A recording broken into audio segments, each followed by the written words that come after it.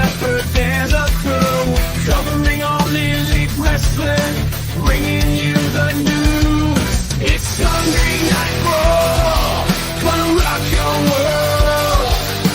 Tune into the podcast, let the chaos unfurl. The energy's electric, the passion's on fire. Kicking out podcasts, take it higher and higher. What's going on, everybody? It's Sunday night. It's June 9th, 2024. It's your favorite time of the week. It's our favorite time of the week. The only wrestling podcast you need to be listening to or watching. The Kicking Out podcast is live on the Kicking Out podcast YouTube channel, Facebook page, and X channel. Hit that like button, hit that subscribe button, hit that follow button at Kicking Out Pod. Hit that notification bell on YouTube. I'm the reigning defending KLP Predictions Champion, Tanner Lee. Joining me, fellow loyal co-host, the unwise man, Paul Zartman. Yeah, I'm here. He's here. He's I'm present. here. I'm present, unlike other people. Yes, we got Majin in the house already. We got Steffi in the house. She's wondering where the third guy is. We're wondering the same thing. He decided to pull Roman Reigns and decided to show up whenever he felt like it. We're hoping he's pulling a Hogan from Bash of the Beach '96 to where he's just going to make the late run in and be our third guy. But we will see. Speaking of that, did you watch the first episode of Who Killed ECW on Vice? No, I did not. I have it recorded though. Yeah, I just haven't made it that far yet. You need to do that because I think you will enjoy it. I even though I don't have Vice because I have YouTube TV and they don't carry Vice for whatever reason. Slacker. I found a way to watch it this week. So and I did enjoy it, and I'm looking forward to episode 2. It's interesting because it's one of those shows. It's like we're not really finding out, at least through one episode, too many new things because this is a topic that has been covered ad nauseum over the last 24 years or so. But there were a few wrinkles and like what I enjoyed. I heard from a few people that I'd never really heard from on the death of WCW. So. Yeah, might as well pull it up and get it started. Majin said, "You mean pulling a Trevor?" Oh yeah, that's. Hey Trevor, look, I'm representing KOP tonight in a different way. Oh, look at that! Paul's got a KOP mug, which you can get at kickingOutShop.com. Yeah, it's got some nice, good coffee in it. Majin says, "So Paul, I gotta ask." I was hoping we'd get a little bit further into this. I mean, at least make the 4-minute mark before I threw it into the explicit. But Majin. I saw your little promo there, buddy. You talk about the fact that I need to put more character into this. Yes, I did consider your proposition, but see, here's the problem, Majin. As I'm watching this, all I could feel like is you're trying to be Goku in all of this. And I'm going to break it down in terms you're going to understand, Majin.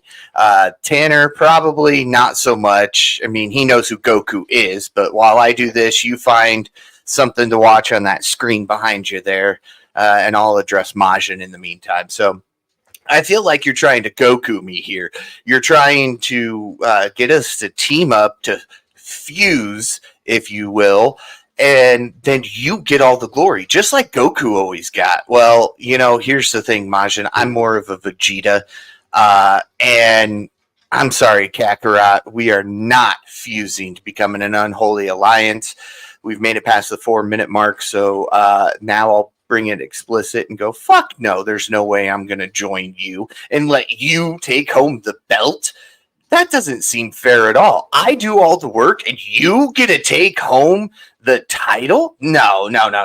See, this isn't how it works at all. At Forbidden Door, the belt is coming where it belongs, because I know for a fact that for the first time since he won this damn title, Tanner cannot cheat, because Tanner has to send me his picks early because he won't even be on the prediction podcast.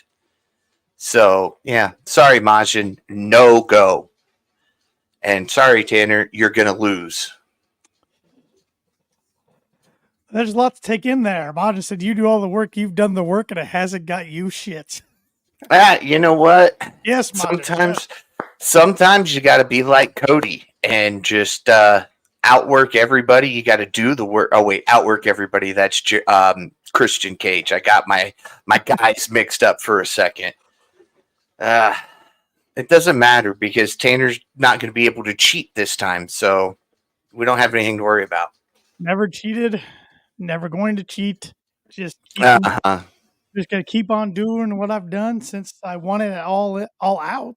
And I JPJ and Pluggo, and shout out to those guys from Between Two Beards for joining us last week. We had a great fellas, and shout out to JPJ for having me on Between Two Beards this week, where I had to fill in for Pluggo, who couldn't be on the show, but always enjoy chopping up with those guys.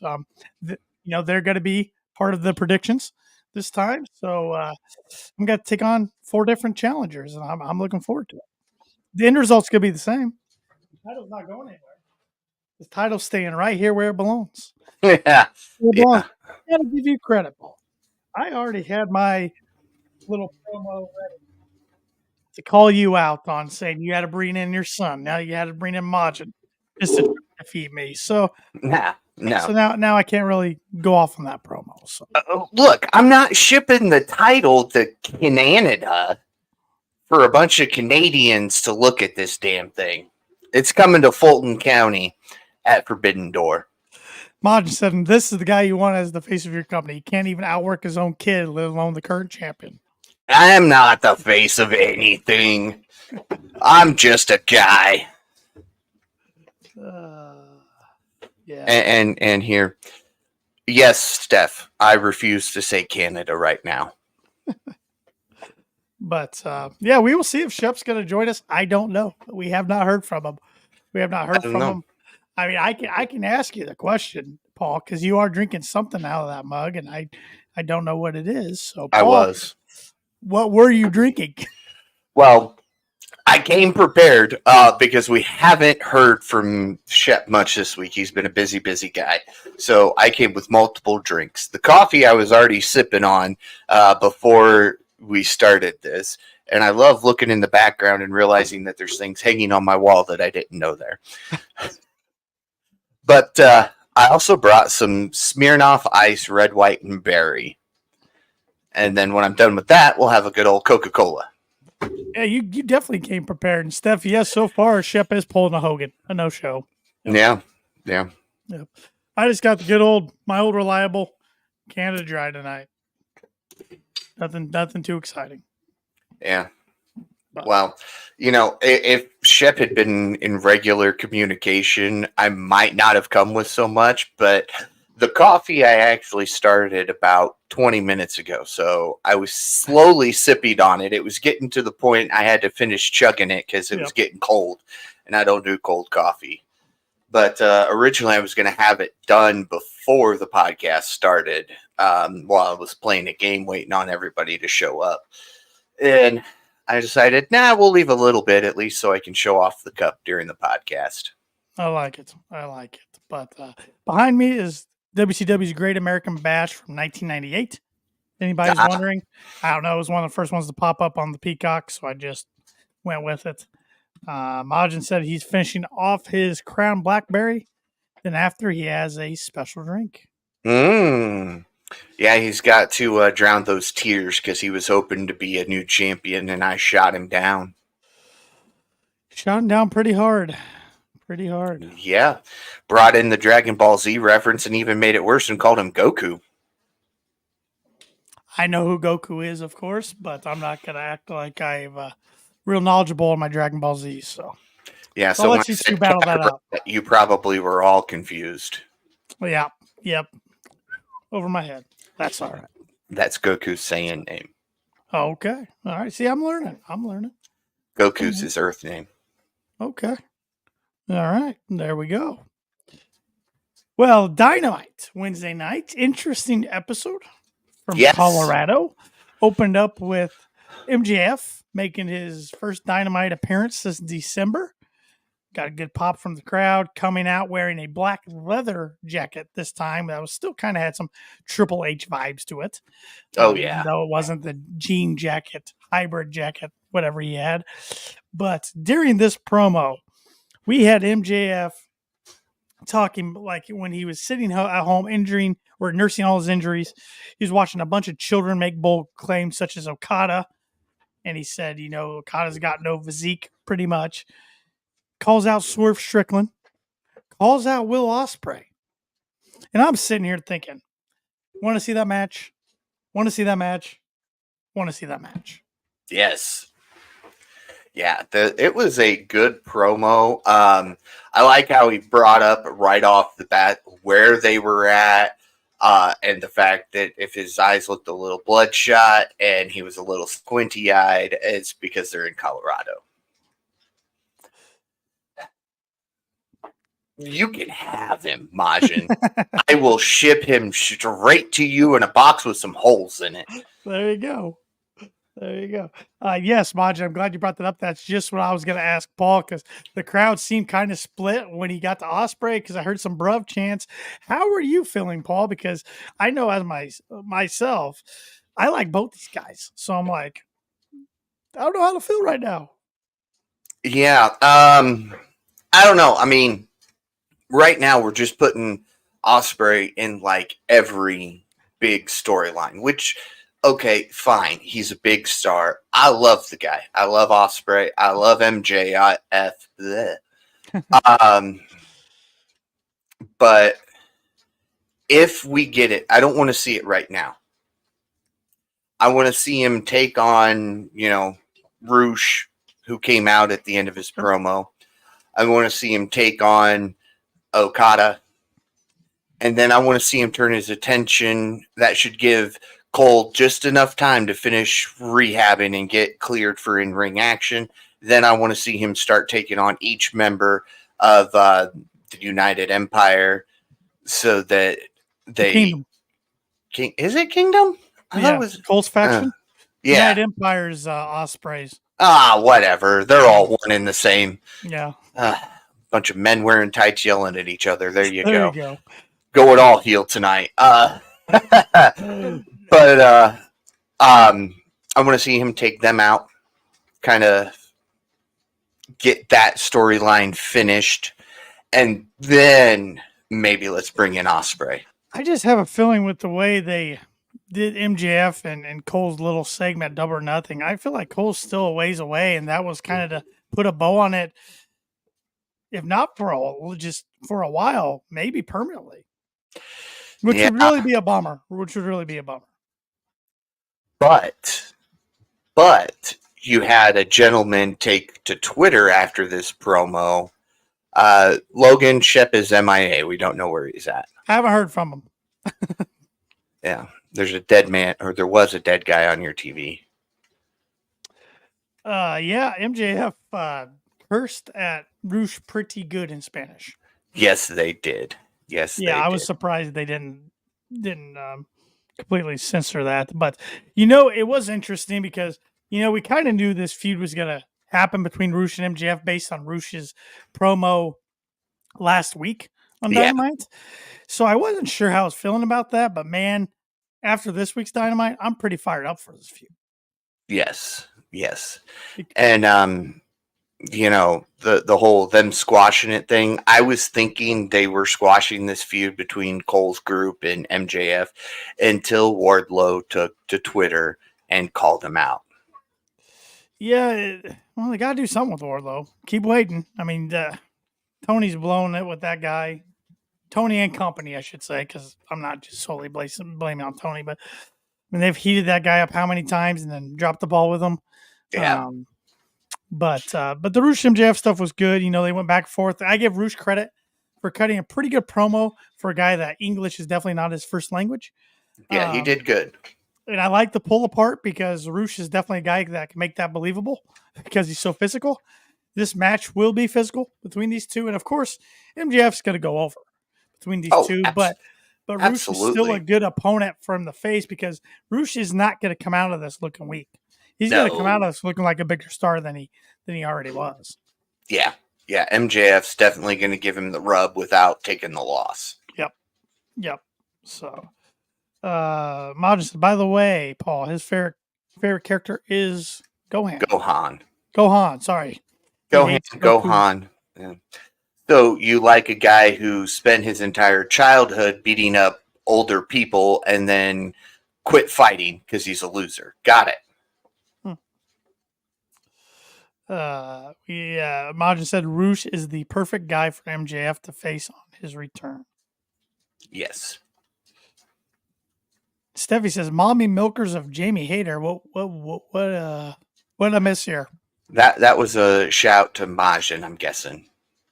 Oh, okay. I was like, I haven't seen Jamie Hayter on TV. Is there something on social media I need to go look for? I don't know. I'm wondering the same thing. Up next on Dynamite, we had a 4-way match to determine the number one contender for Will Ospreay's AEW International Championship next week. This match was good. This match was fun. But I'm kind of confused with the participants in this match. Yeah. I understand Orange Cassidy. I'm good with that. You know, he was a really great international champion. I'm good with Rey Fenix. He was an international champion.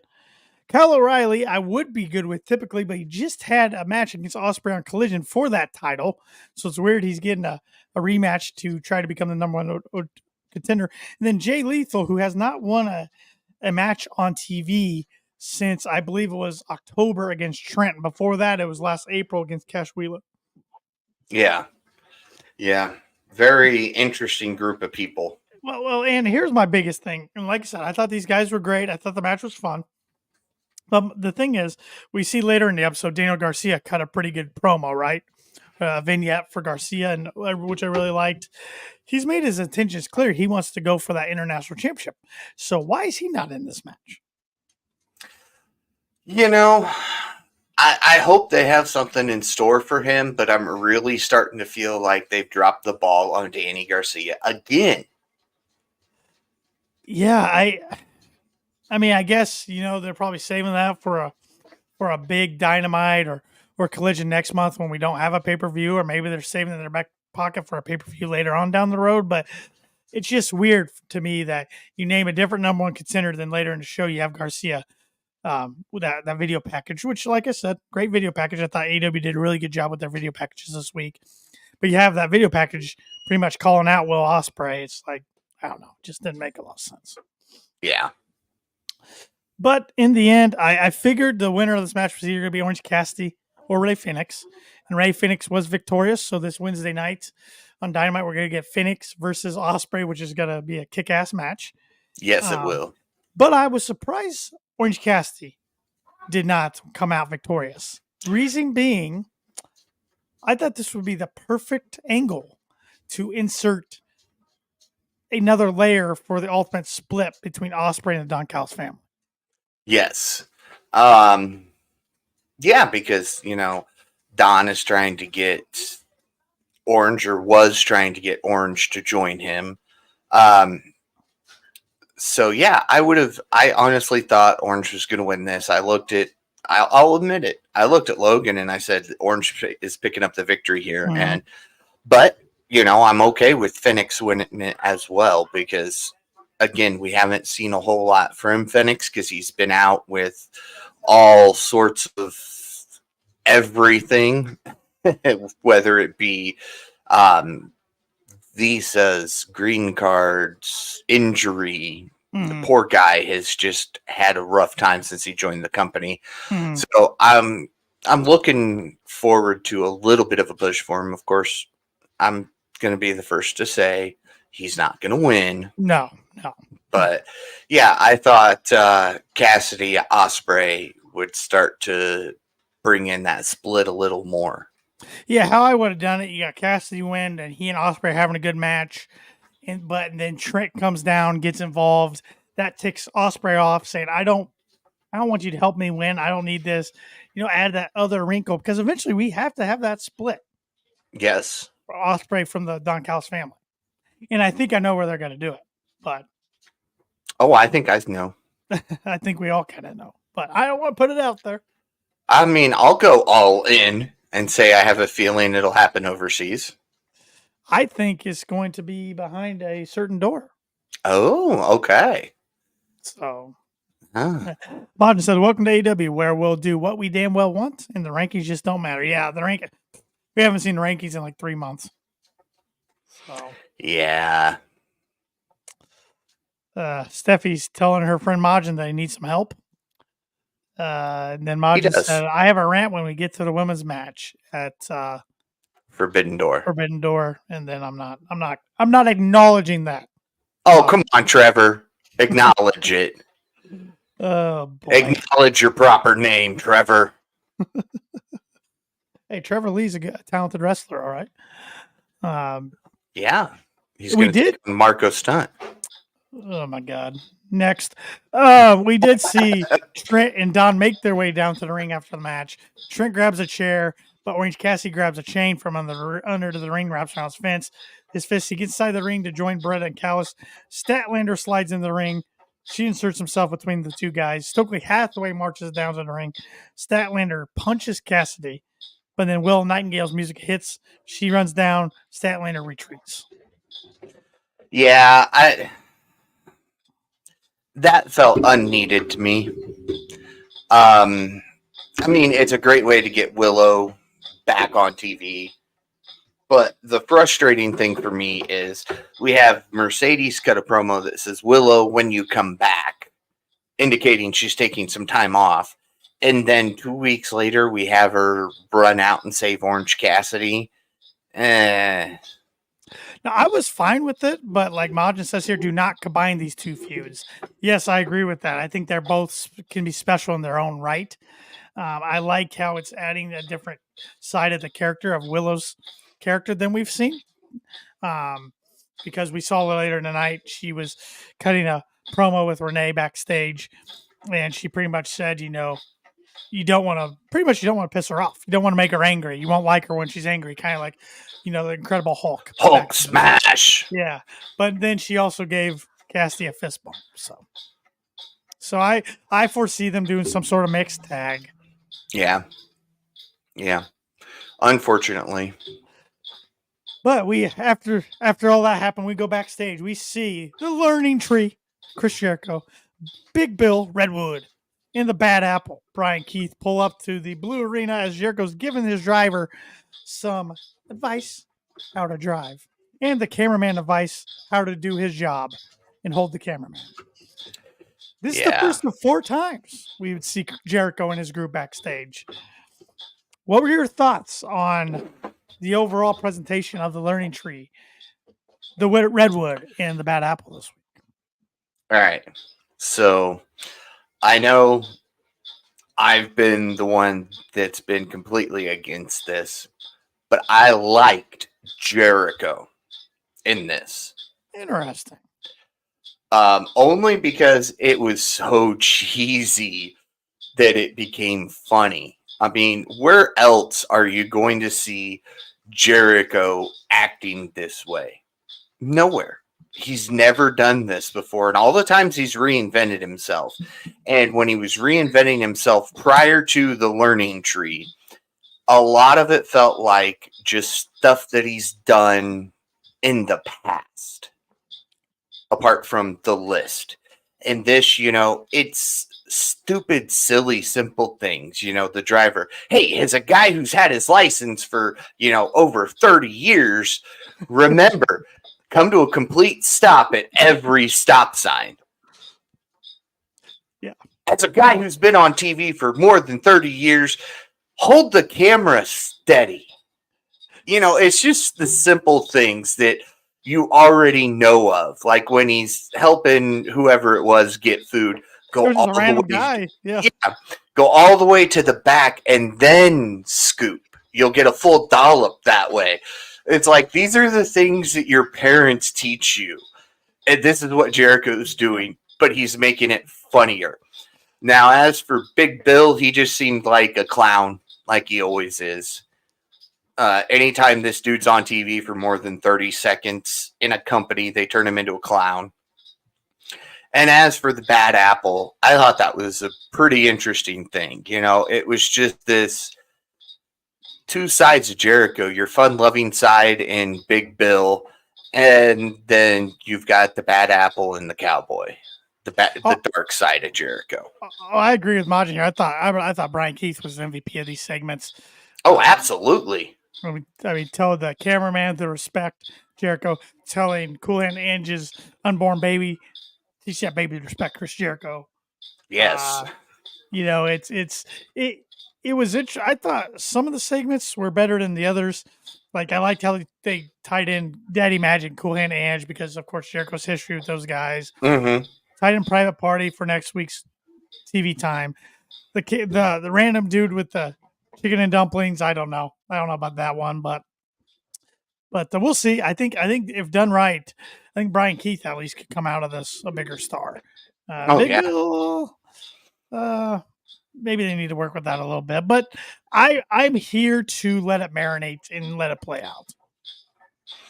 Change his name in this process. At least drop the big.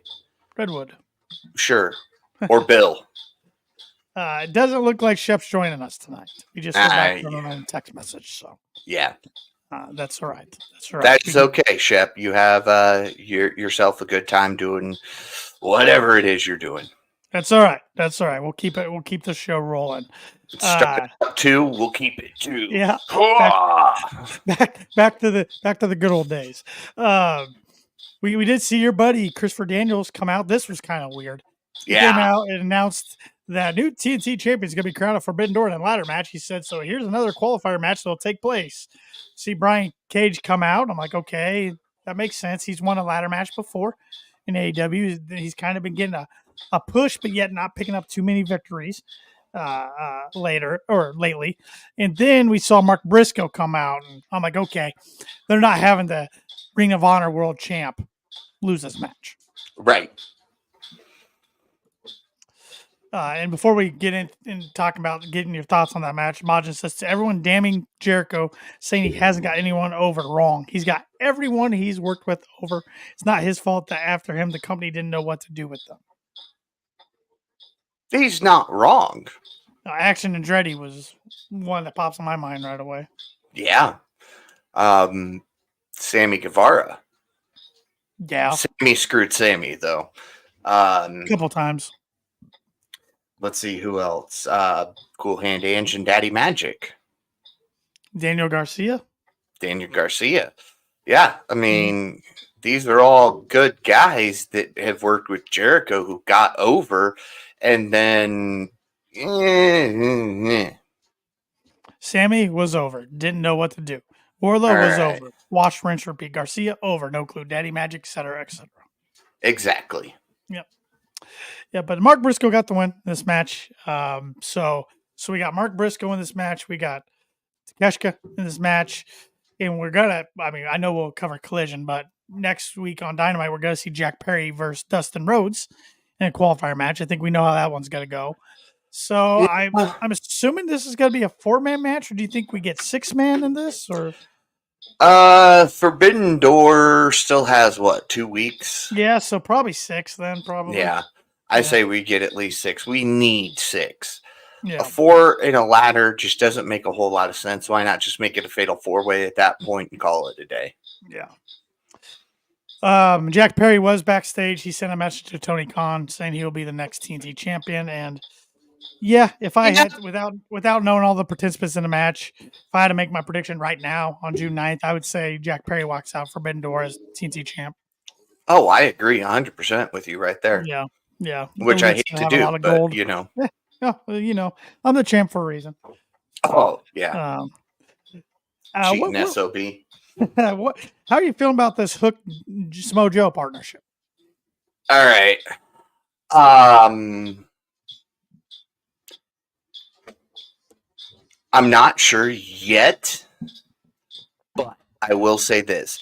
If they're going to do this, commit to it. I'm getting sick and tired of Hook getting teamed up with bigger names. Okay, of course, most names that he's teamed with are bigger than his at this point because he's still green. But, he gets set up with this tag team. They do something for 2, 3, 4 weeks, and then it's over. Yeah. If you're going to do this with Joe and Hook, commit to it. Give us a couple month run with this. Not just this, we're here, we're done, it's over, yada, yada, yada. No, and I'm hoping, and I don't want to see this turn into a feud like pretty quickly either. I mean, because even though these two put on a banger of a match back in January on Dynamite from Daly's Place, I think it was January, February, earlier this year from Daly's Place. But like I like this. Like I think this is a good mentor for Hook to be under. I liked what they did on Collision when they went and attacked Tony Nese and Davari. Which are the guys who confronted them on Dynamite and were talking trash, and Hook wanted a piece of them. They knocked his Funyuns out of his hand. Do you like Funyuns? I don't mind them. Yeah, it's I'm not the same something way, but I couldn't eat tell you the all last time I had them. I couldn't tell you the Right. last time I had them. But, Yeah, those size bags are about right for me. yeah. But yeah, man, you mess with Hook's Funyuns or his chips, Yeah, you that is better be ready to one. go to war. That is the best thing that they ever did, is just let him continue to eat whatever bag of snack food he had with him.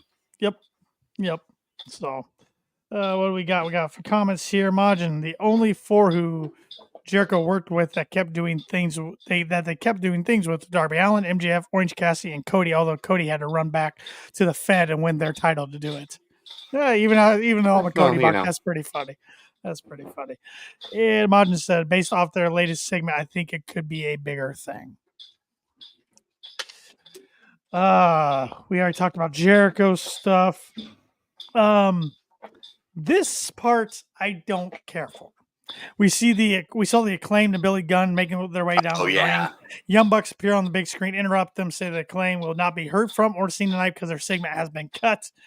Then later on, we see them confront the EVPs in the back. The reason I don't like this is I don't want to see the Acclaimed against the Bucks for the tag team titles.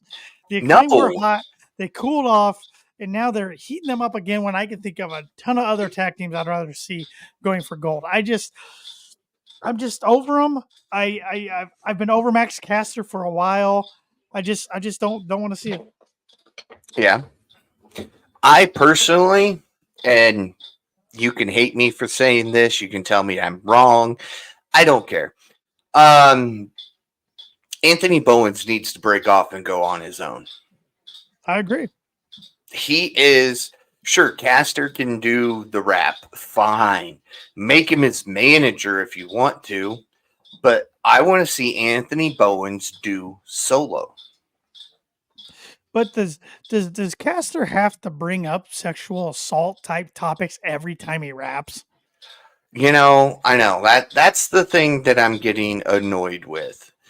I'm glad they kind of cut him off. I think it was Wednesday he brought up Vince. He does it he does it all the time. Yeah.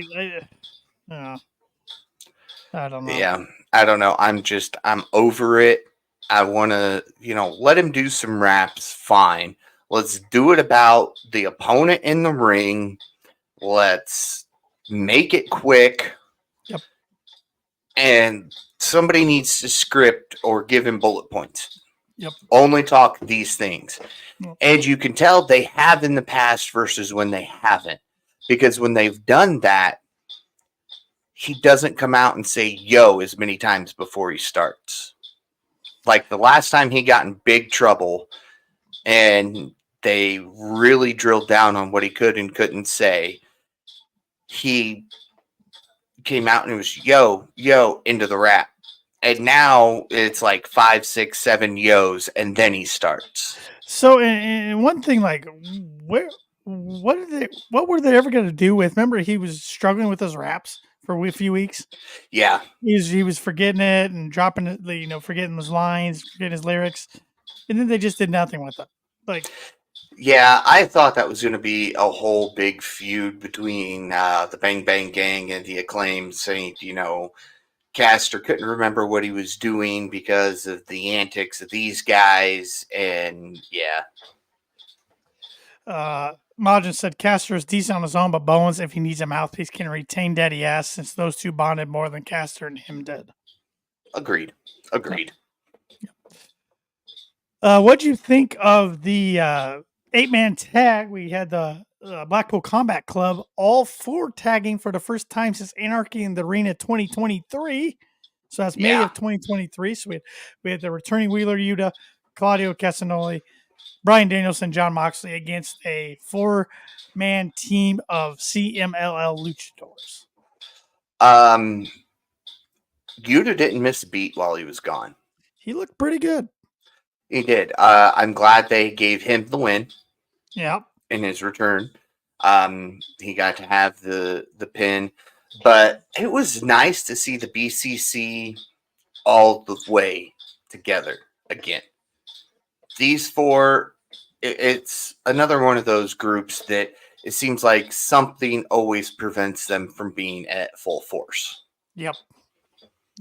But they're a group to be reckoned with when they're at full force, and they remind everybody. Yeah, I thought it was a really good match. I mean, I do wish they would have done I think they've been doing a better job of video packages lately. If it's New Japan talent or CMLL talent or even Stardom talent, to let us know like who these individuals are a little bit. And we've seen some of these guys, maybe even all of them. I'm not sure. Since CMLL's working relationship has started with AEW, but a little video package would have been nice before this match to get us a little more familiar or give us a refresh of these guys, because they can definitely, they can go. That's what I like about these CMLL luchadors. They can all go. They're all very talented in the ring, but make me care about the match a little more. Exactly, because we got Excalibur saying, "Oh, this one's this one, this one's this one," and at that point, the camera's kind of above him when he's introducing. So he's like, "The one with the lion mane mask," and I'm like, "I only see the back of 4 heads. Which one's that?" Right. And then the guy turned and he's like, "And then this one's without the mask. The only one without the mask." Okay, at least I know I can tell one now. Yeah. Majin said Wheeler needs to lose the seatbelt hold as his finish.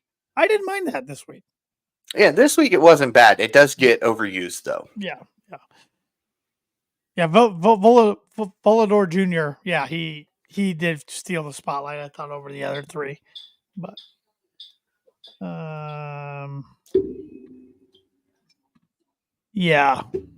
wasn't gonna try to pronounce any of their names, so that's why it's called a group of CMLL luchadors. So, all right, he was the CMLL gang. Yeah. But no, it was a good match, fun match. Good to see the BCC pick up a win. Absolutely. What do you think of backstage? We saw Christian Cage and his group complain to the EVPs about being screwed out of the AEW World Championship at Double or Nothing. And he says he wants another shot. And Matthew says he and Nicholas will see what they can do and say they should continue to have one another's back. I don't want to see these guys join forces. I don't. I'm all right if they have a little partnership, but I don't want to see this group. I don't want to see the Elite expanding. I don't want this to turn into the WCW's NWO. That is my fear right now.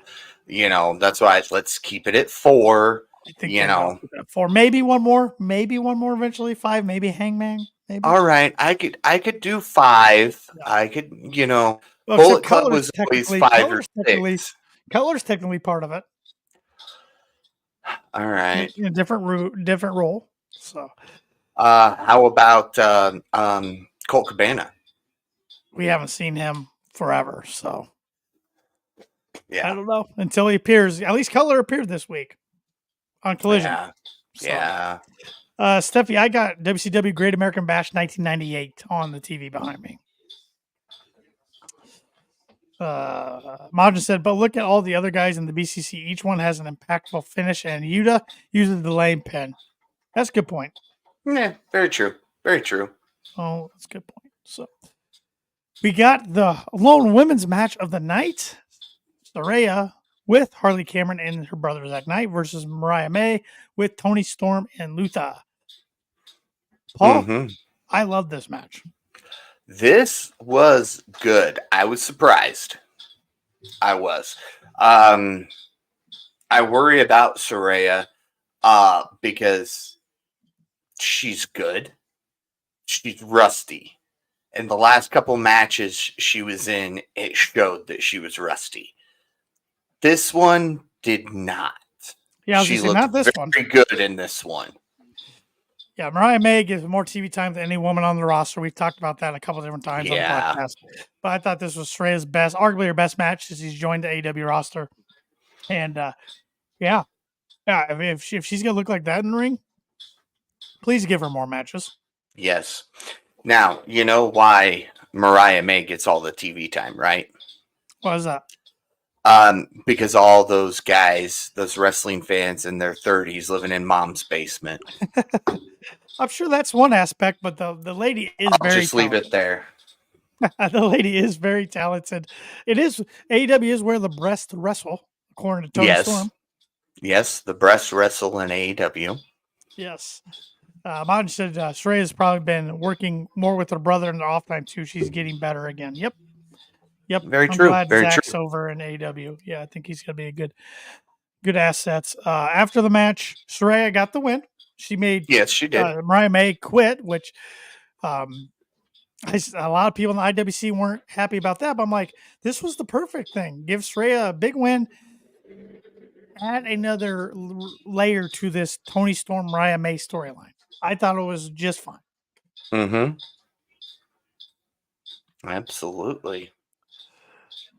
Majin said, Maria gets all the TV time because she has so many simps.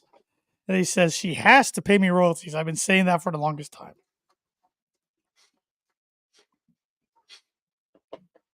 No comment.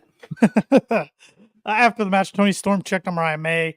Saraya and Harley Cameron beat down Tony Storm and Mariah May, but Mina Shirakawa's music hits. We've seen her stardom talent. Mariah May's former, maybe even current love interest. The relationship there, I should say. She lands a pair of spinning back fists on Saraya and May, and then cradles May, lands a pair of spinning back fists on Harley Cameron and Saraya, and then cradles May as a jealous Tony Storm watches on. Storm and Shirakawa then get in each other's face, but Mariah May breaks them up. Yeah, I want to see. I'm going to bring in Connecticut here for a minute, and it all ties in. Over in Connecticut, they've got this storyline going on with Dominic Mysterio. It's kind of a rehash of what was in the 90s, early 2000s with Dom, with Ray and Eddie, and it ended in a custody ladder match. They're kind of saying that between Liv Morgan and Rhea Ripley. I want to see it between Tony Storm and this girl from Mariah May. I can't remember her name, so. It's Mina Shirakawa. Her. Yep. Yeah, her. So we will see Tony Storm versus Mina at Forbidden Door for Tony Storm's AEW Women's World Championship. And I got more thoughts on that later when we speak on Collision. So Modern said this one loss doesn't hurt Mariah at all. Saraya has to be heated up.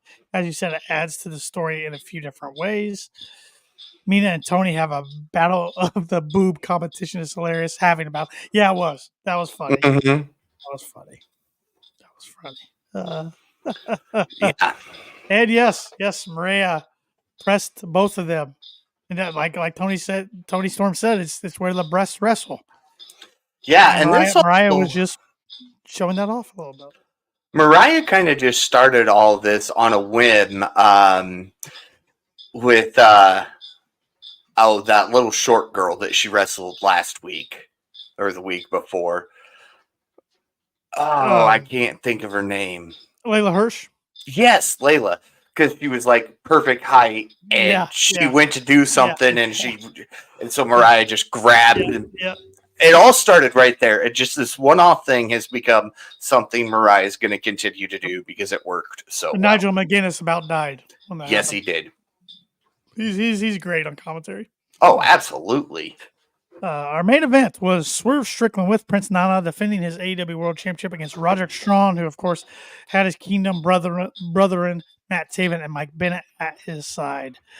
We knew Roderick wasn't going to win this match, and I don't really care for matches when somebody randomly gets a world title shot. We've seen it all throughout wrestling promotions forever, and we always will. But I thought this match, as far as in-ring action, was awesome. Yes, it was. I mean, there's nothing I can criticize on Roderick Strong as far as his in-ring work. The dude can flat out go. But like I said, in the end, Swerve won. Got another little overrun. I think that's just a common thread anymore on these days on Dynamite. Yeah. It did. We went off the air with Swerve swerving with his dance with Granny in the front row. That was great. That was great. Great. Majin said, the loss, if you pay attention, adds to the story by heating Saraya up again as a contender. Mariah has always helped Tony win and retain. Tony never helped her. Hell, Tony even cost her a match. Yep. Very true. It when she threw in the towel. Yep. Yep. So,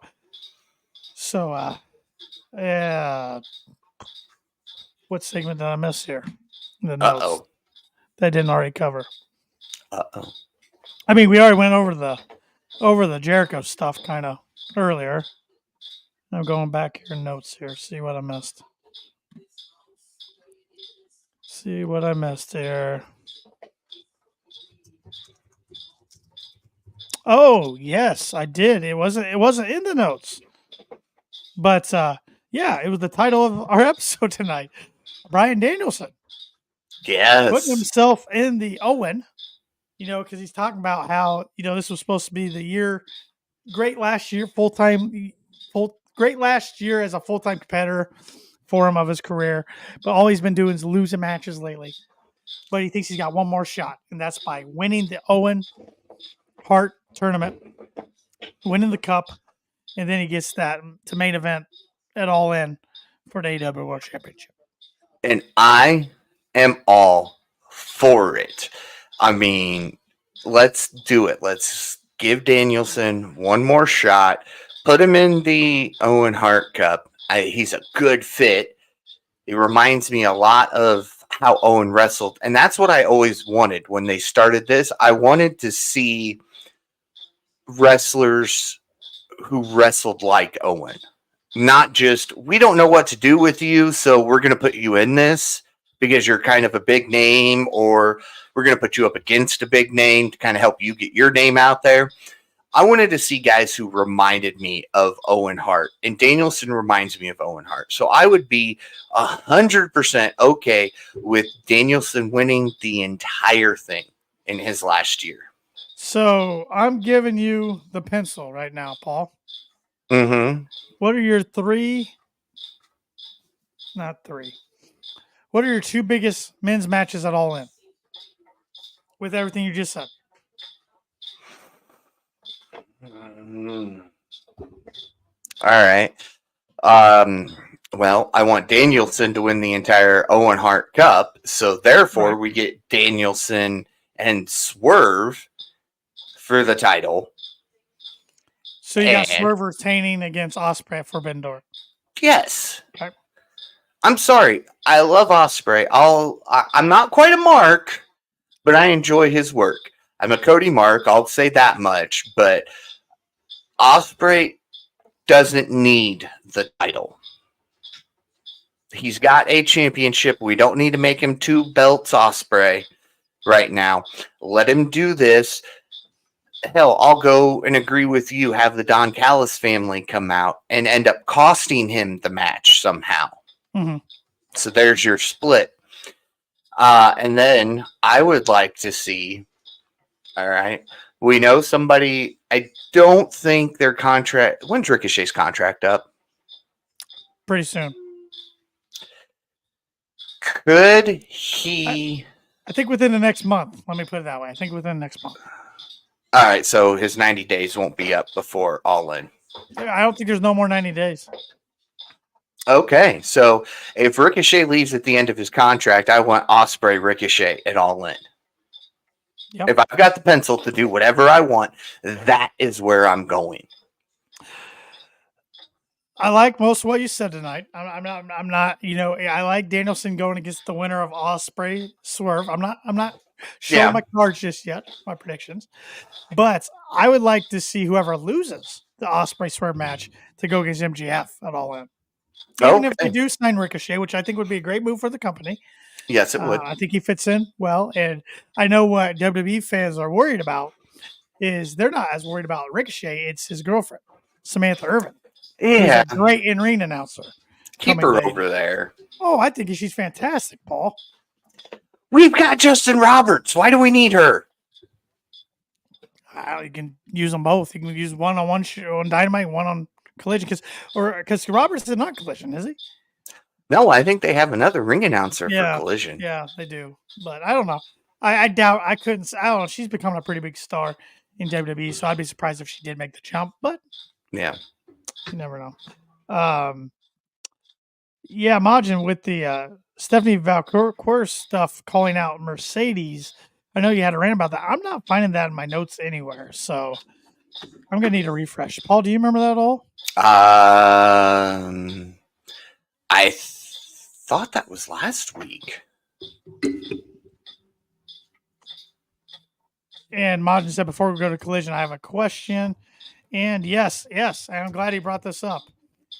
Alicia Tout, who is MJF's shoot girlfriend, is now All Elite.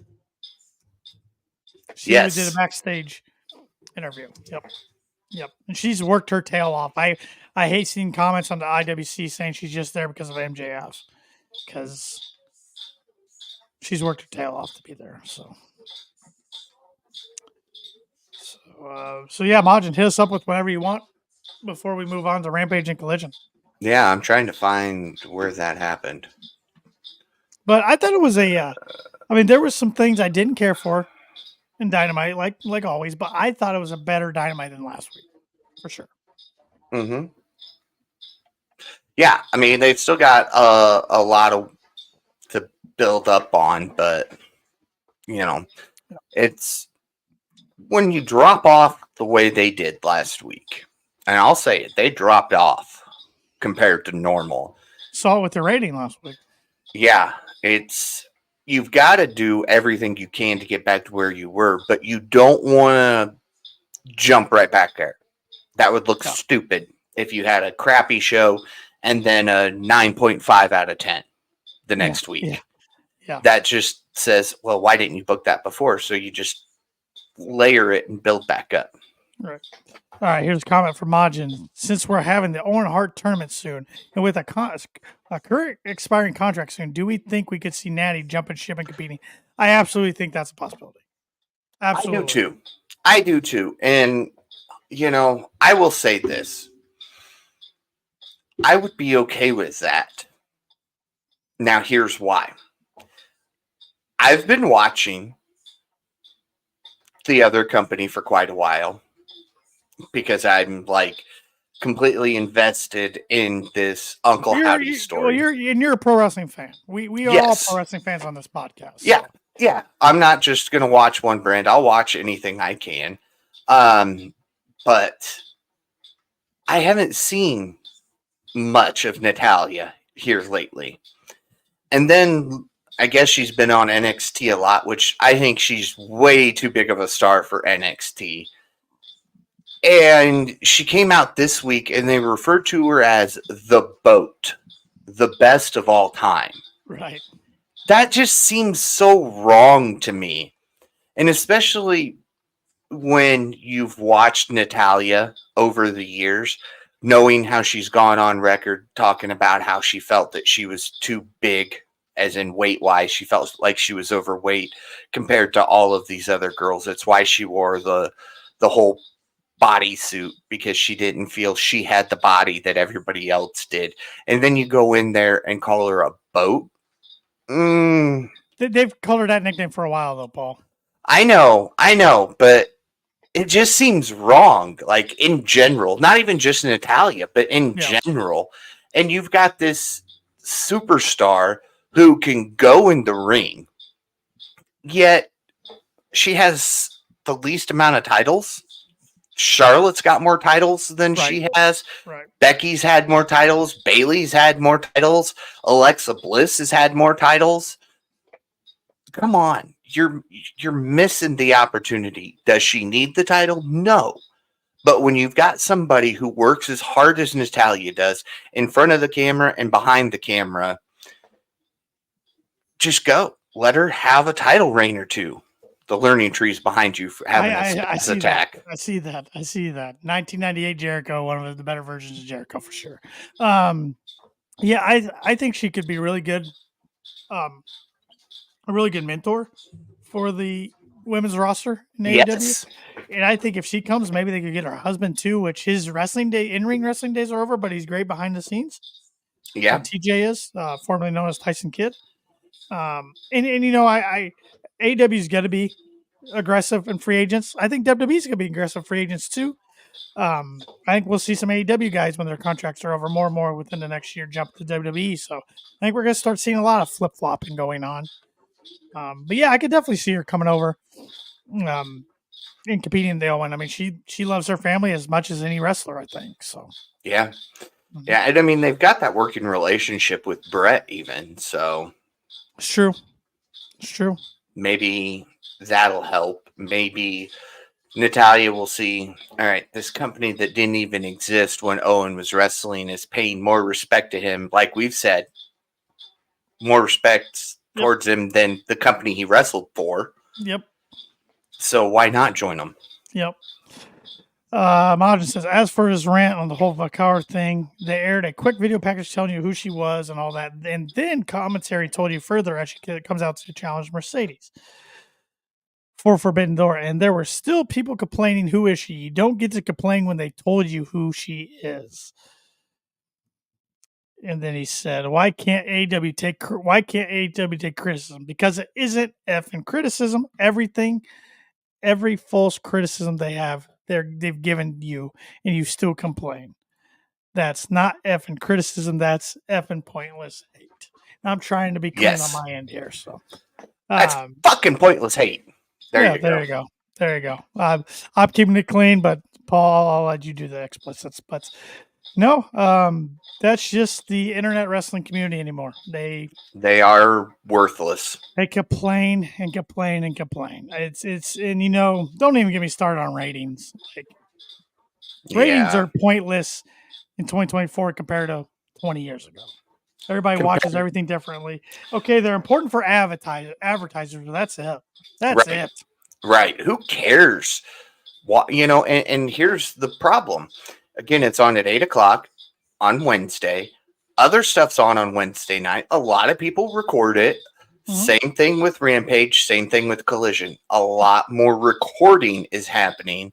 And even Nelson has said to get proper ratings with today's technology, we're 2 or 3 weeks behind. Yeah. So how is somebody coming out 2 days after a show airs and says, oh, look, AEW got no ratings, but Nelson's saying it takes us 2 to 3 weeks to get proper ratings. Yeah, Nielsen, yeah. Mm-hmm. Yeah, Nielsen, Nelson, it's the same I knew people. what you meant. The FCC. There you go. Martin said also, what kind of fan of wrestling wants a new company to fail? Yeah, we've been there, done that when WWE was pretty much the only option to watch for years. Connecticut marks. What's the term I'm looking for? I don't know. It dampened everything. I don't know what the term I'm looking for is. So it did. You know, you're sitting there watching the Great American Bash from '98. Yeah. And the late '90s was when wrestling was at its biggest. Correct. I mean, think about it. You could go to school. I mean, you weren't going to school at '98. Well, you might have. You were 6. I was in kindergarten. Yeah, you know. Kindergarten, first grade. Yeah, that's when I was a really big, except today, I was as big a wrestling fan back then at any point in my life until like now. But yeah, but you know, people knew who The Rock was. People understood if you said what, they knew what it meant. You know, because you had so many different options, and they were incorporated into mainstream media. Everybody knew who Macho Man was. Everybody knew who the New World Order was. There were people wearing NWO shirts who weren't wrestling fans. Still are. Yeah. Yeah.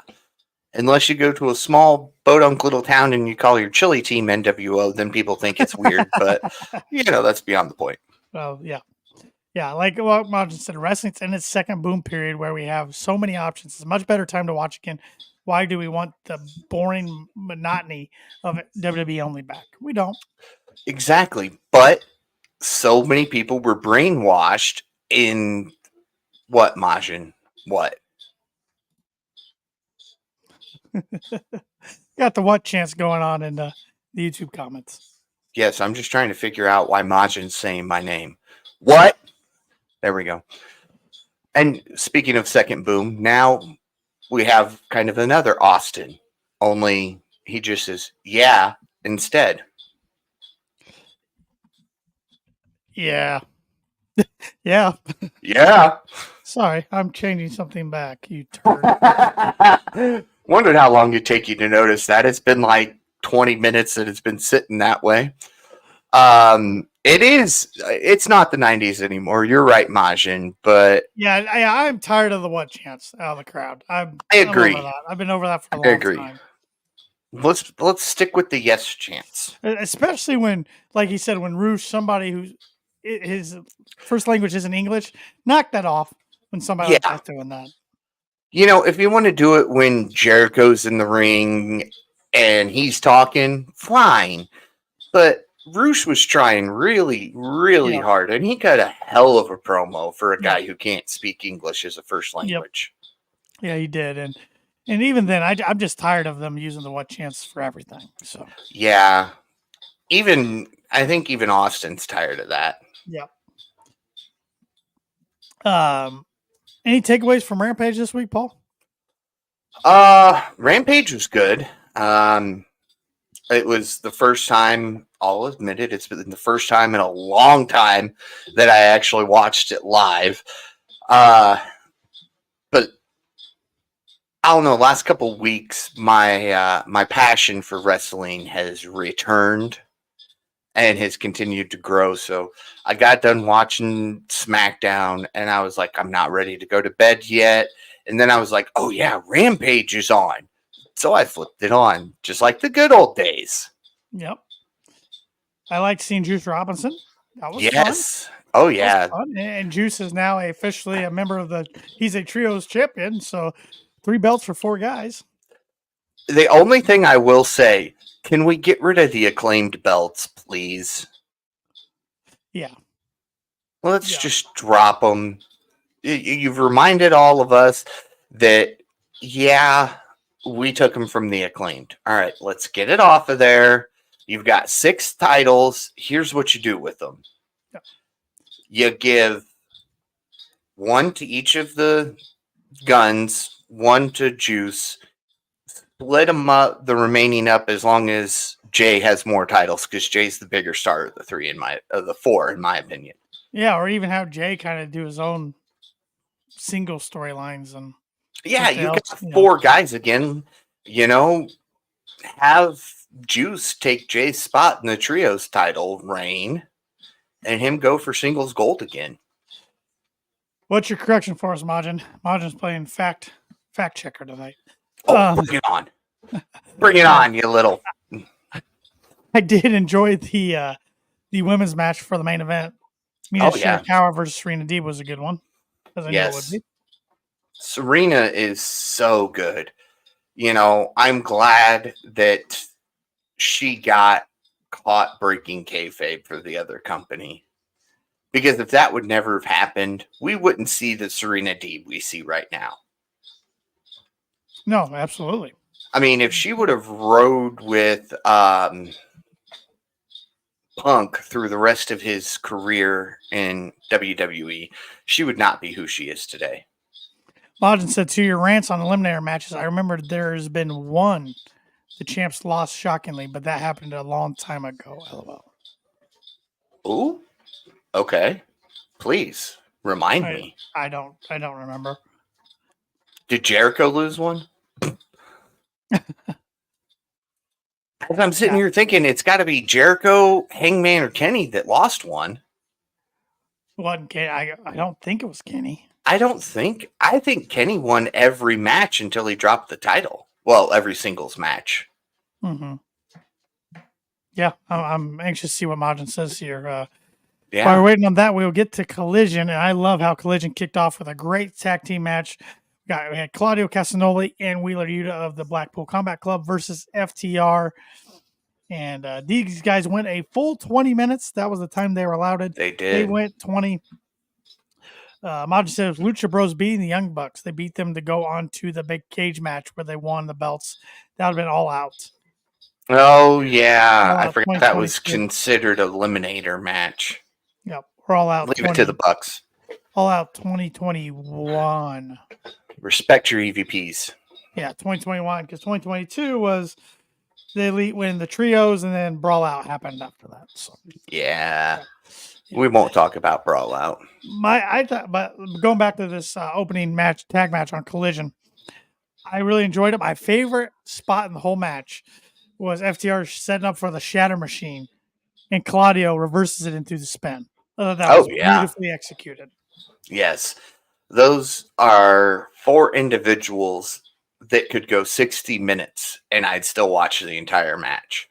They went 20. They wanted 5 more. Crowd wanted 5 more, but Brandon Cutler, coming on TV for the first time in a long time, came out on behalf of the EVPs with the contract saying the full time limit is 20 minutes, and so they're not getting more. Castagnoli put Cutler in the big swing, and then Wheeler kicked him to finish that off, and then FTR put him in the Shatter Machine.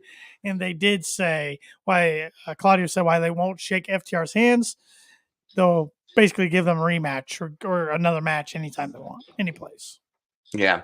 You know, we see a lot of throughout history, we've seen 60-minute Iron Man matches, but they've always been one-on-one. Right. I'd go for a 60-minute Iron Man tag match. I'd watch it. If you had good teams, you know, FTR, BCC, those are some teams that could do it. Well, you remember FTR and the Bang Bang Gang, or Bullet Club Gold, as they were called then, Juice and Jay last year in Collision going 30. Yeah. That was fun. Yes. Yeah. Yes. I don't know. That would be an incredible feat if tag teams could pull off a 60-minute Iron Man. If they could pull off a Broadway, that'd be incredible. Mm-hmm. Let's see here. Majin said, I love Daniels being the on-screen guy for Tony, but I really wanted a Curry Man return at least once. Curry Man. We saw Chris Statlander win against Robin Renegade. I thought this was good. She's entering the Women's Owen Cup tournament, which we'd also find out that Willow Nightingale and Mariah May are also going to be in the Women's Owen Cup. So Tony's not messing around when it's coming to the women's side. It's all the heavy hitters, which Willow, of course, won it last year. Britt Baker the year before. On the men's side, you had Ricky Starks won it last year, Adam Cole the year before. I like Statlander finally getting some new entrance music. Yes. Yeah. This is her third, but the second was just so far off from her character. It didn't really fit. But I'm glad. I'm a Statlander fan. I've been a Statlander fan since day one when she started showing up on BTE as the universe's favorite Martian or whatever it was. Yeah. Favorite alien. But I'm glad they're kind of getting away from that. I enjoyed the second run. I'm calling it her second run. This will be her third run with the character change. I Am More Than a Woman. It's really cool to see. Mm-hmm. Mm-hmm. Let's see. After that, we got Johnny TV versus Dustin Rhodes. Yeah. What did you think of that match, Paul? Dustin can still go for his age. Incredible. You know, one thing that we don't talk about because it kind of overshadowed by Danielson, Dustin said this is his last year. That 2024 was the end for him. Mm-hmm. And that kind of just gets overshadowed. Sure. But what he's doing is different than how Danielson's doing it. Danielson's wanting a big run, go out on top. Dustin's going out, putting over everybody he can. Every match he's in, he's just putting everybody over one way or the other. Yeah, he is. He's doing a great job. Like I said, he can still go. He gets the win here over Johnny TV, and in the process, like Maja brings up, he scared Taya Valkyrie, which is always fun to see. But after the match, he calls out Jack Perry, and he cut his own version.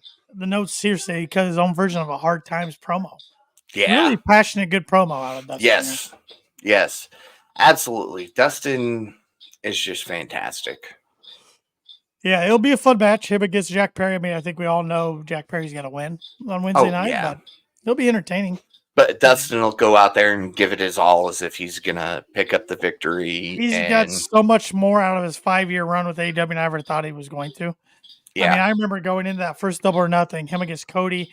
I was excited for the match just based on the video packages they did. I thought they did a good job building it up. Mm-hmm. I was never a huge Goldust fan in WWE. He just wasn't my cup of tea. Even when he and Cody won the tag team titles, just wasn't my thing. So I liked seeing a different turn of a Dustin Rhodes character, and then they arguably to this day had my favorite match in AEW. Oh yeah, it was such an emotional match that had me on the edge of my seat the whole time. It was so good. Yep. Yeah, he can bring it on the mic.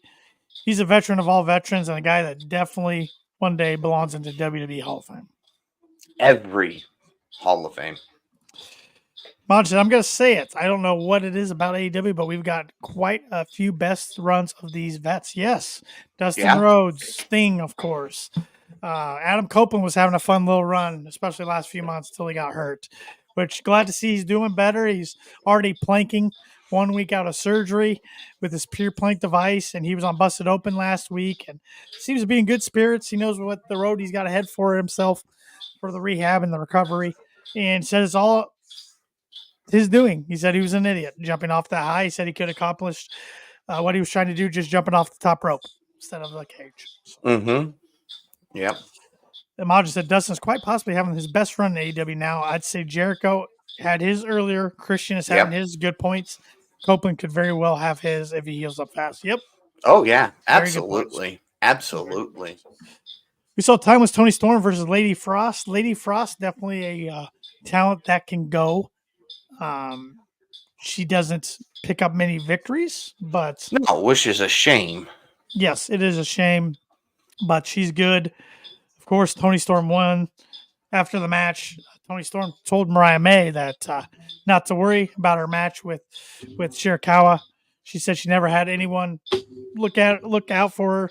She demanded that May be put in the Owen Hart Cup tournament and promised to be with her every step of the way.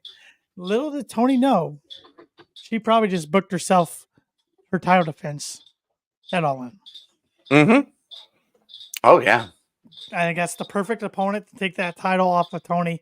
Perfect way to wrap up that story would be at All In. Now, how many people do we normally have in this tournament? I can't remember off the top of my head. Is it 8 or 16? I don't know.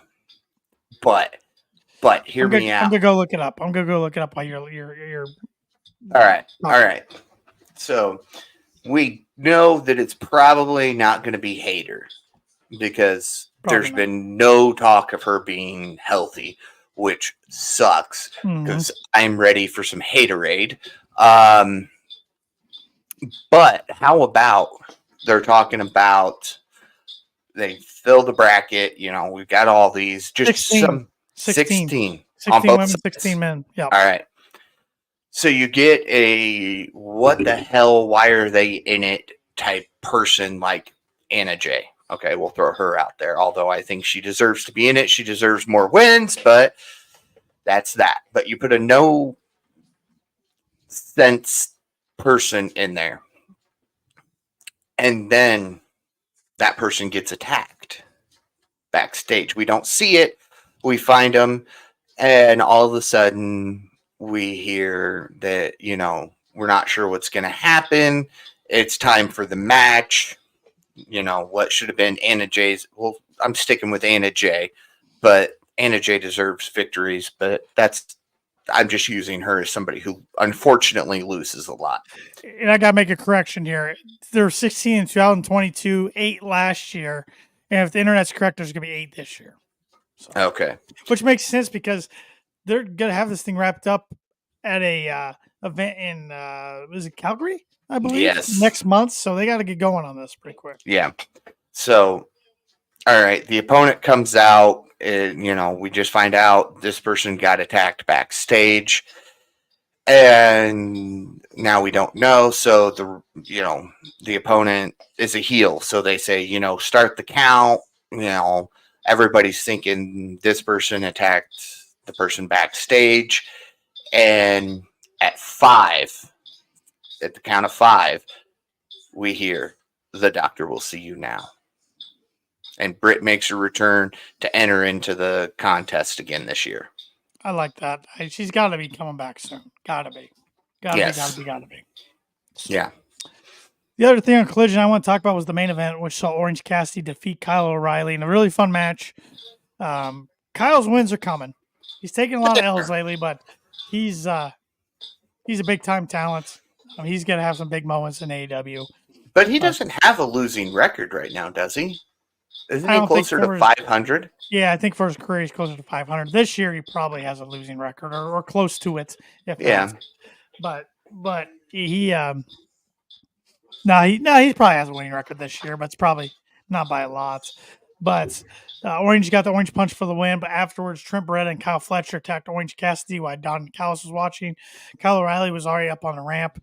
He turned around, ran in to try to help, and then Statlander was down there, and then Will Nightingale made the save. So I could see us getting a mixed trios match with Fletcher and Beretta and Statlander versus KOR, Orange, and Will Nightingale somewhere on the lines. And I would be okay with a rivalry between O'Reilly and Fletcher. I think that'd be fun. Yeah, that'd be fun. That'd be good for both guys. Mm-hmm. Yeah. Mm-hmm. I mean, you don't have to put a title on it. You know, not every feud has to have a title involved. Yeah. Like a lot of people, especially the IWC, seems to think. But just two guys who just are tired of the shit between each other, one-on-one in a feud. Doesn't even have to be a long one. Make it a short 6-week feud. Right. So it'd be good. It was interesting that we saw the Kingdom approach O'Reilly again early in Collision. I mean, I thought we kind of already had the blow off of that, but yeah. What you gonna do? Logan would be happy. He wants the Undisputed Era back. Bobby Fish isn't coming back, but the rest. I know, but he was a big Undisputed Era fan. I get it. Yeah, a lot of people were. Yeah. A lot of people were. Yeah. That was pretty much Collision. I mean, I know I skipped over a couple things, but not a lot to take away from it. I mean, we had 3 women enter the Owen Hart Cup. That was in a really good tag match, but that was about it. Mm-hmm. But yeah, I think Mariah May needs to win the women's this year. Yeah. It'd do good for her. Yep, Mariah, and I think Danielson in the men's. Yep. But Danielson's about the most selfless wrestler there is, especially in AEW. So wouldn't shock me if he loses in the finals of it or something. I know. But you know, a lot of people are looking at that Wrestle Dream date in pay-per-view in October, and it's in Washington again. That could be a fitting farewell send-off for full-time Danielson. And I want to repeat this just as a full-time wrestler, because I still think he's going to probably come back and wrestle 4 to 6 matches or so a year, probably like a Brock Lesnar schedule. Which I'm good with that. I mean, the dude delivers every time he gets in the ring. Oh, and one more thing I forgot on Collision. Can't believe I forgot this. Was it looks like we're gonna get Orange Cassidy versus Zack Sabre Jr. for Forbidden Door. Okay. He's becoming a regular at Forbidden Door. Oh yeah. Sabre, not Orange Cassidy. Oh, well, Orange too, but Oh yeah, Sabre had that good match with Danielson last year. Year before that 4-way match in which Orange was in.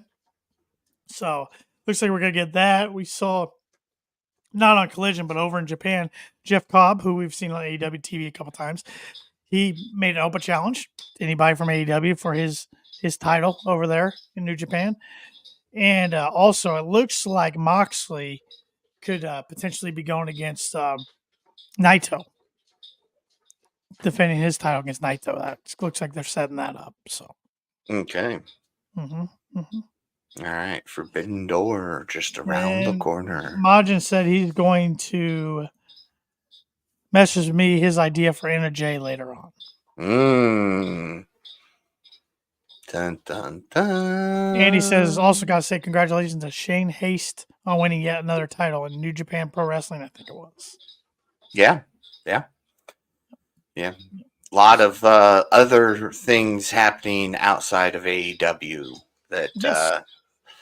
are good for everybody. Yep. So what was your show of the week and the rating, and who was your wrestler of the week, Paul? Oh, man. I got to go Dynamite this week. Because they stepped it up from last week, made it look better, sound better. I'm giving it, this week, I'm doing all 3 shows combined for a total rating of 8.7. Okay. So a little higher than I normally do, but the whole week it's an 8.7. And wrestler of the week.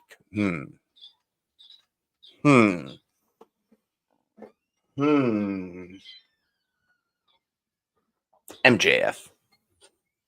All right. Just for his promo. Yeah. All right. I am going with Dynamite, even though Collision had my favorite match. Yeah. Tag team match was my favorite match between FTR and BCC. I thought Dynamite as a whole was a little better. I'm going to go with a 7.6 for my rating. And for my wrestler of the week, a returning Wheeler Yuta. Picked up the pin in the 8-man tag match on Dynamite, and then was part of my favorite match of the week, which was the tag match on Collision. So, All right. And Majin's got a question for us. Do you think we'll have a Survivor Series match at Forbidden Door? Team AEW versus Team CLL versus Team New Japan. I'd love it. I hope so.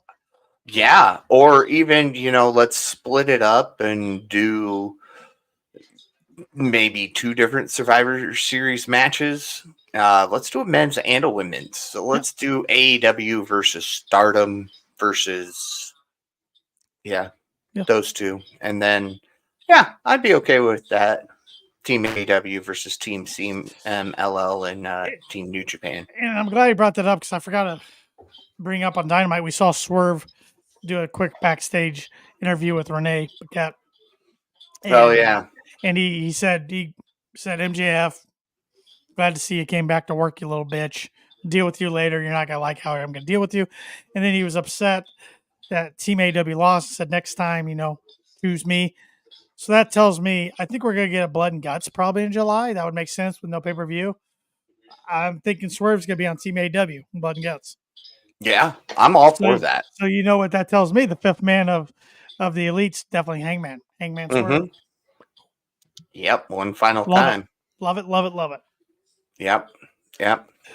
Yeah, Steph, you can absolutely put your 2 cents in. You don't have to ask. Just fire away. Always, yeah. We love it when people comment and give us their 2 cents. Yep. Majin said his wrestler of the week is Soraya. That's no surprise. He says, sorry, I had to be brought back to life by Steffi after it. That doesn't surprise me. Nope. While we're waiting on Steffi there to give us her 2 cents, I presented a question. It was your idea, and it evolved into a little bit more than that. Well, it was my idea, but we got to give a shout out to the Between Two Beard guys, Pluggo and JPJ, because they said that they used to do some drafts on their shows, and it wouldn't just be wrestling related; it'd be fast food, drinks, whatever. And I'm like, I think we could start incorporating drafts on our shows and make it wrestling related or even more specifically AEW related every week. Mm-hmm. So I'm like, Paul, Shep, what do you guys think? They're like, yeah, let's do it. And I'm like, Paul, this baby's yours this week. Next week, one of the other two of us will take it. Yeah. Yeah. Looks like Steph got us her 2 cents there. The So Survivor Series thing, I don't think we should call it Survivor Series. No. no, you're right. You're right. She said because it sounds too WWE. Sure, you got, and legally, I Absolutely. don't think they can. They can't Right. call it Survivor Series. They would have to call it something else. And I think that's the reason why we've never seen AEW have their own version of the Royal Rumble. Yeah. Yeah, because I mean, I think the Casino Battle Royale is as close as we're going to get to a Royal Rumble. Yeah. And throwing in that Battle Royale style feel makes it feel better because you do get eliminated, but it's not just over the top rope. You can get pinned, can't you? It just depends which one they do. Like there's a casino one, there's a I don't know. Casino That's a good one's question. just all over the top, but they have Yeah. another Battle Royale where it's Pin. first person to pick up a pin wins. Well, then they got these gauntlet ones now. too. Yes, the gauntlets. That's what I was thinking Will of. Ospreay's 2 for 2 in. So Yeah. but anyway, sorry, Paul. You can explain to everybody what No. topic you You're picked fine. for our draft. For our inaugural draft here on the Kicking Out podcast, I was hoping it would be all three, but that's all right. We're not going to put it off. We're going to go ahead and get started. It'll be Tanner and I, and we are each drafting 5 Okay. individuals to the AEW women's roster from any sport at all. Doesn't have to just be wrestling. If you wanted to bring in Ronda Rousey, you could. I just use her, but yeah, no. Let's see here. Ooh, you could bring in Caitlin Clark if you wanted to. Well, I am the champ, so I'm picking first. Yeah, and I am going with Caitlin Clark because I figured. who's the bigger name right now in women's athletics than Caitlin Clark? Even though Team USA's like, nah, we're not gonna put her on the roster this year for the Olympics. How stupid can you be? Yeah, I think the WNBA backlash, the players' backlash against Caitlin Clark's absurd. They're getting more notoriety and recognition than they ever have as a league, and they need to embrace it. And what I like about her is she's keeping her mouth shut. She's just playing her game, and it's working for her. And I think she'd be a lot of fun. she did. Into a wrestler. She did put out one tweet this week, I thought, acknowledging something that she did. Didn't she? She might have. I don't know if I follow her on X. But I know for the most part, she's just kind of she's pretty much they're trying to bait her into saying stuff about other people, other players, and she won't do it. So Yeah. All right. Who else you got?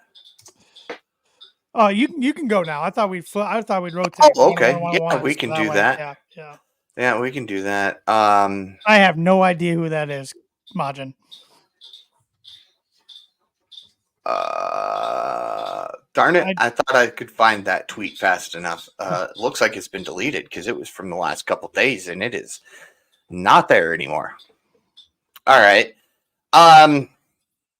Well, she may be a little older and not a whole lot of people talk about her, but I'm going to go Serena Williams. That's a good one. It's a good one. Yeah. She's one of the best female athletes of all time. Yeah, and she's built pretty well, pretty muscular. So she could fit right in the ring, take some bumps. So, yeah. My number 2 pick, I'm going to go with gymnast Simone Biles. Oh, man. I think she'd be fun as a high flyer in the women's division. Yeah, that was my second pick. All right, let's see here. Majin? Sure. since you got rejected this week, we'll let you throw in some names. Why not? You get 5 women from any sport. I'm going to go ahead and stick in tennis just because, again, she drawing some eyes. Anna Kournikova. Yeah, she definitely drawing some eyes. I thought you were going there or Maria Sharapova, but Maria was a lot better player because Anna Kournikova was not a good player. I know. Let's be honest, but she did draw in a lot of eyes. Yeah, Steffi, you can too. Yeah, if anybody wants to throw in some names, yeah, go for it. That's what this is for. My number 3, maybe just because she's a big Denver Bronco fan. No, she is a great athlete. She's a professional skier, Lindsey Vonn. Okay. All right. I can get behind that one. And she used to date Tiger Woods at one time. Well, Steffi just took my next one too. Yeah, there you go. Now you can throw it in there, Paul. That's all right. Yeah. All right. Danica Patrick, because I mean, the woman's good at anything she does. So I think with enough training, she'd be good at the ring. Yeah, she was really good at IndyCar. Yes. Was respectable at saying NASCAR. I mean, that's a little tougher transition. It was. But yeah. So I need 2 more here. I'm not going to go Ronda Rousey because she already had a career. Let me see here.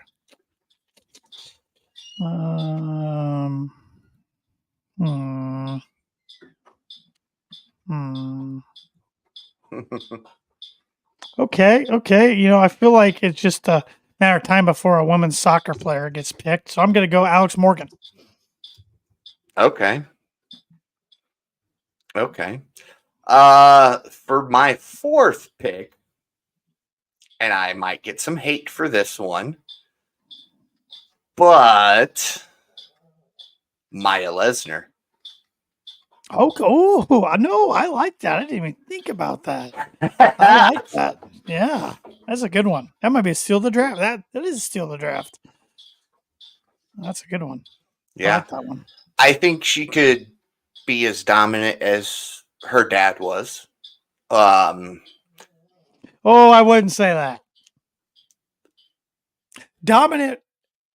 I think she not could be in a the same female. aspect as her dad, but I mean, as big of a name when it comes to dominating people. Okay. All right. There. Mod said Hillary Knight. Okay. Sarah Nurse. Let's see here. Okay, I got one more. I'm trying to pull a rabbit out of a hat here. I'm trying to think, is there any females that we've seen? No, I'm not going with Snooki or anything like that. She's not an athlete. I'm not doing that. We saw her in WrestleMania.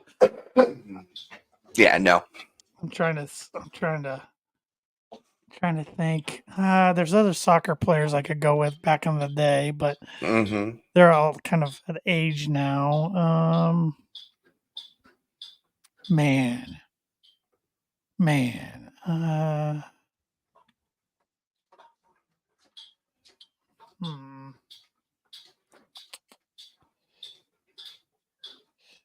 I'm not gonna say Paige Van Zandt. That would be an easy one, but I'm not gonna say that because we saw her have one match. She is officially not on the AEW roster anymore, by the way. No, she is not. She has been removed. All right. I got my 5th. Well, let's see here. I'm gonna go with another former WNBA player because I think she could be a physical person in the ring, and she's got good size to her as far as height. Candace Parker. Okay. All right. From Team USA in softball, part of the 2023 national team from Mississippi State, where she graduated, hails from Hillsborough, North Carolina, and all this information is available where I found her name at. I didn't go stalk her. Catcher for Team USA, number 33, Maya Davidson. All right. You did the Team USA, taking my Team USA, so I went to a sport that nobody talks about much and went softball. Yeah, if we were talking early 2000 softball, I'd go Jenny Finch. Jenny Finch was kind of the first. Okay, yeah, I remember she yeah. was kind of as a kid the first female athlete that came out like that caught everybody's attention as far as like looks. Mhm. And that could be a fun. A softball player could be a fun like if they incorporate it in a gimmick, like with a bat or throwing softball. Well, not literally throwing softballs because you get like kill somebody, but I don't know. You can have fun with that. Yeah. Yeah. No, imagine they don't. I guess for your comments, they don't have to be athletes, but that's just what Paul and I were doing. Right. Steffi said Medusa. Yeah. Yeah. So, And then I have an honorary one, and everybody can hate me for this one. Liv Morgan. yeah. I think she would be a better fit in AEW than she is in WWE. Oh, she's as hot as a character, as hot as a character right now she's ever been. So, Oh, does your wife know you think like that? she wouldn't care. But, She's single. She's single. she, yeah.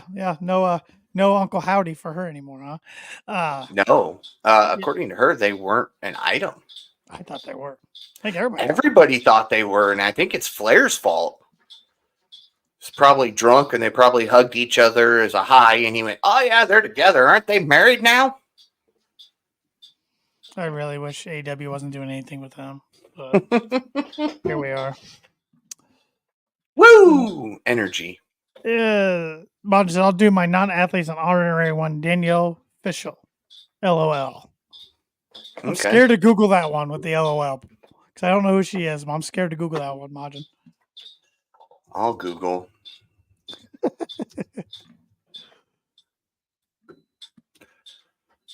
Oh! How did you not know that? How did I not know that? It's Topanga. Oh my gosh, I didn't know her real name or true name. But yeah, she's a huge wrestling fan. Yeah. She had said some wrestling on it. Yeah, she had said she would take a body slam or something from somebody. I like that one. That's a good one.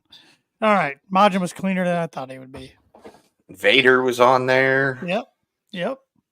As the bully, not bully's dad. Was it Mick Foley on there, or was that a different? Different. He made a cameo on something. Yeah.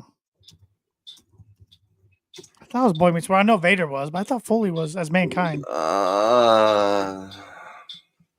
Mankind was on some sitcom.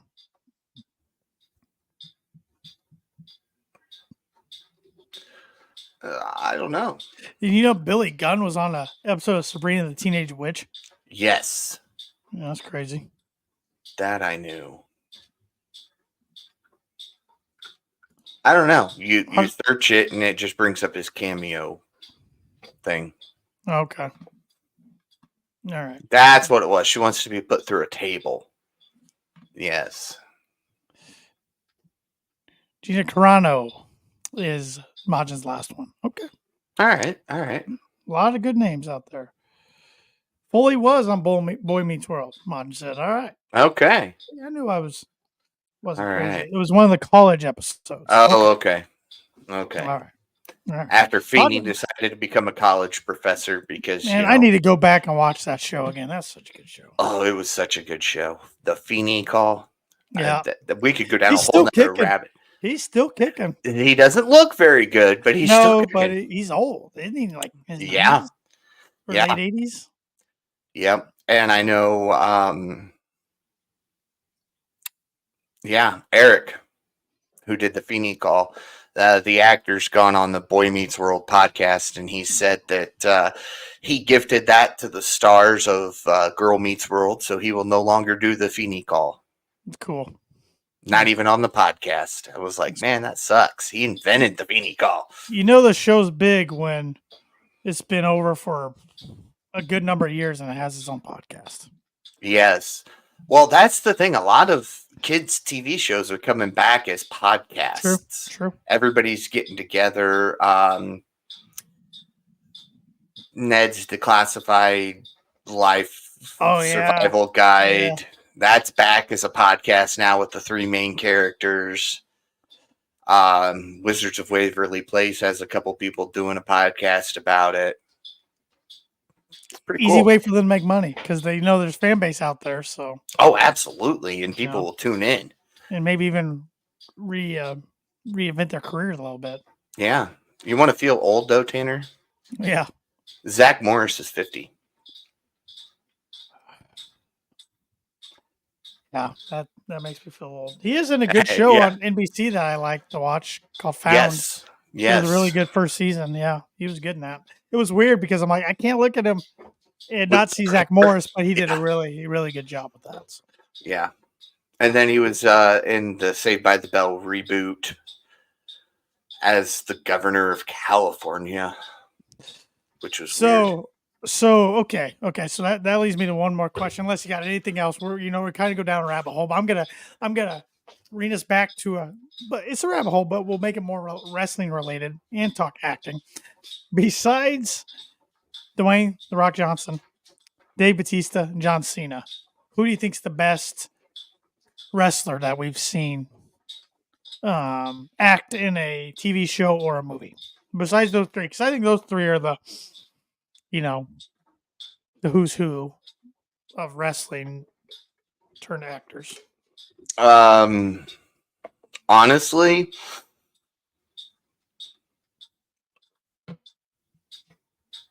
Steve Austin. I was thinking them too. Right up there, and The Miz. I didn't really care for Randy's stuff, or Kane. Kane was good in See No Evil 1. See No Evil 2 was kind of eh. Yeah, See No Evil 1 was good. Triple H was awful. Oh yeah, him and Blade Trinity was ridiculous. Mr. Kennedy was awful. Yeah. Oh yeah, and then didn't Triple H do something about the kid? That's what I was thinking. The kids movie he did, the school. He was like a teacher or something. Chaperone. Yeah, Chaperone. Yep. That's when WWE got into making movies for like 5 years. Like, because Hornswoggle was supposed to be the leprechaun and wasn't. Yeah, that never went anywhere. Yeah. Yeah. So. Poor Horny. Dylan's hilarious. Dylan Post was doing just fine for himself. Yeah. And he's got a good friend and a gentleman named Cardona. Yes, Matt Cardona and Brian Myers both. Yeah. The Major in Wrestling Figure podcast. So. Blogs. Majin said, geez, sorry. Yeah. That's a new name for him now. Rock is the worst of all 3. Rock is the worst of all 3. Welcome to the podcast, Marjorie. Trevor welcomed you. Yeah. No, good stuff. Anything else, Paul, you wanted to bring up and discuss that we haven't? We've been doing this podcast 5 years, and when it was just the 2 of us, not 5 or years, not 5 years, 2021. Yeah, well, close enough. 3 years. Yeah, we struggled to get to 45 minutes covering Dynamite, Dark, BTE, that other one, and BTE. And now we just covered 3 programs and a whole bunch of other stuff, a minute 40 or an hour 43, and we could still keep going. Oh, and if Shep was here, I'm sure we'd get over that 2-hour mark. But I know. I was just meaning just you and I. Oh, no. It's been good ebb and flow. We went down some rabbit holes, and thanks to Maj and Steffi and for keeping us entertained and plugging in with cooperating and participating with some comments, and thanking everybody else who's watched and listened tonight. We appreciate it. Yes. Adam Copeland was just in the new Percy Jackson series. Yeah, he's a good one. He was good in Vikings too. And oh gosh, I can see the first thing that he was in, but I can't think of the name of it now. He made on CW. Like on the CW right after he was retired. Yeah. Yep, he went into acting, and that's where he started going by Adam Copeland. The first couple episodes, they had him as Edge, and then they switched it to Adam Copeland, and off he went. Mm-hmm. All right, we'll keep it wrestling related, but I got one more question for you. All right, one more. favorite, kind of along the lines that you did, Mhm. but favorite wrestler to appear in something outside of wrestling, whether it be a movie, a TV show, um, whatever. Who would it be and why? Well, I'm a big rock guy, so if that's what you're referring to, I guess. Not a big, not a big name in Hollywood. Kind of a one-off. Oh, okay, okay. Hmm. And I only bring it up because I want to see, or I want to bring up a character, and I just watched this movie Thursday Mhm. for the first time in a while and realized who else was in the shot with him. You know what? I'm gonna throw a movie out there. It had multiple wrestlers in it. Longest Yard. Okay, that's a good It one. had Steve Austin in it, had Kevin Nash in it, Yeah. had Goldberg in it, and the Great Khali was in it Yes. before he ever stepped foot in the WWE ring. Yes, I that's where remember they when Khali found him. debuted, I'm like, wait a second. I've seen that guy somewhere. I'm like, oh my God, that's the guy from Longest Yard. Yeah. And then he had a Didn't damn Punjabi prisons. didn't the other guys that were in that movie kind of bring attention to him backstage and say, "Hey, check this guy out"? And I think, yeah, it helped that, Goldberg, Nash, Austin went back. Like, hey, you need to look at this guy. Mm-hmm. Yep. All right, going same style of movie. Had two individuals in it. Waterboy. Yeah, Captain Insano showed no mercy. Yes, but do you know? I don't know how the last time you watched it. It's been a while. Tony Schiavone is interviewing Captain Insano, Is he really? and the microphone says WCW. I remember him getting interviewed, but I could not have told you that was Shivani. I'm like 90% sure it's Schiavone. It sure looked like a young Schiavone. Interesting. I'm going to go check that out. Yeah, I'm gonna Google to make sure I'm not wrong, but I'm like 90% sure. But yeah, Captain Insano. I'm surprised AEW hasn't done more with that. I mean, they released the one shirt, but they promised a figure a long time ago. Haven't seen that, and haven't seen him playable and Fight Forever either. So, Yeah. it's kind of disappointing.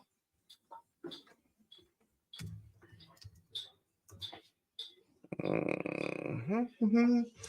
It helps when you can spell things properly.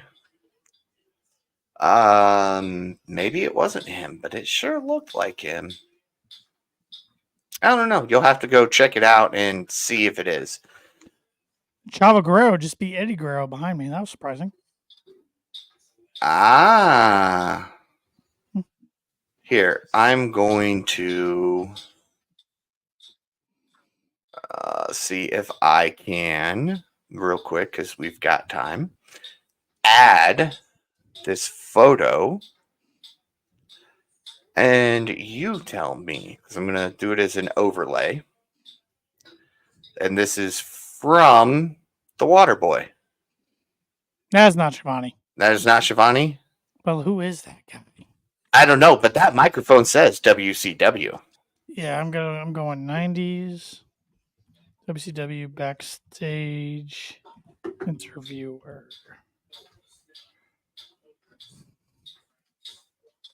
It's not Mean Gene, of course. No. Oh man, I'm not gonna be able to find this probably in time, but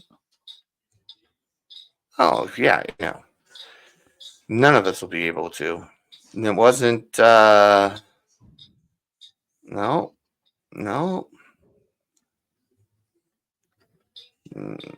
Because, see, I searched Tony Schiavone in Waterboy, and that's what came up. That picture came up. Let's see here.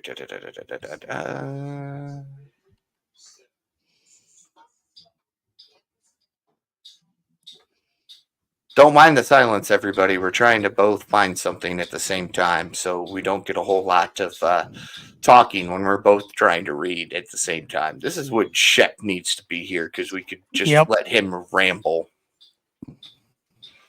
I'm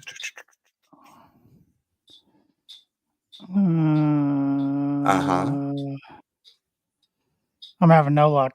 Neither am I. Maybe it's just some random guy. Oh, wait. Steffi said Dave Pinzer. Oh. And Majin's the Pinzer as well. So. Oh. Well, let's see. Dave Pinzer. Yeah, you go look up Dave Pinzer real quick, and I'll put this back up here, and you can compare the two. I'm getting old pictures of Dave Pinzer here. I'm not finding him with blonde hair, though, even back in the day. Let's see. I don't think that was him. I don't know. This is a mystery. We're gonna have to figure out for next week. Yeah. We'll definitely have to do that, because I think it would be interesting to see exactly who it was. Yeah. I'll do some research. All right. Might it have been Kevin Farley? No, too big. Not Chris. I know I didn't say Chris. Don't worry. I was just looking at names who were right around Paul White. But all right. We both went to death. I'll let you do it. Any guesses to the other movie Big Show was in as a cameo? I know he had his own Netflix series, but what other movie was he in as I don't know. Cameo. I should know this, but it's escaping me.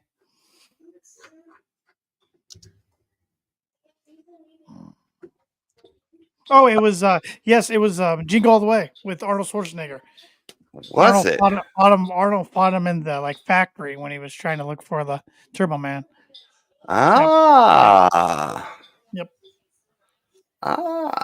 Okay. Great movie. I watch that around Christmas every year. Yep. I'll have to go back and check that out. Yep. I didn't realize he was in that. Mm-hmm. All right.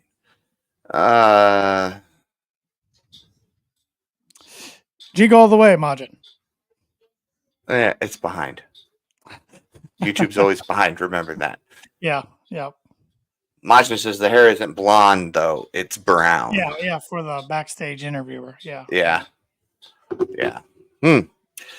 We'll have to dig into that. Maybe that's one of those things that's locked away in Shep's brain somewhere.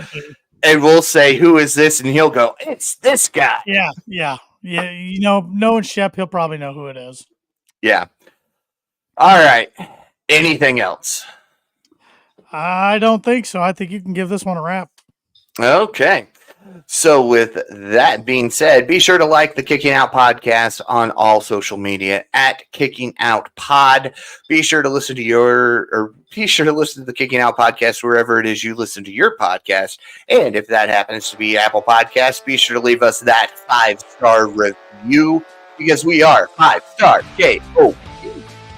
Be sure to check out KickingOutShop.com. It's your place to go for great merchandise. You can support a great podcast and look fantastic and drink in style while doing so. Be sure to follow our missing co-host this week, Austin Shepard, at the Shep27.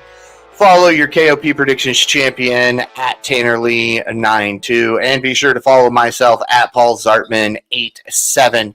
And with that, for that idiot to my side, Tanner Lee, I'm Paul Zartman. Join us again next week as we kick out yet another podcast.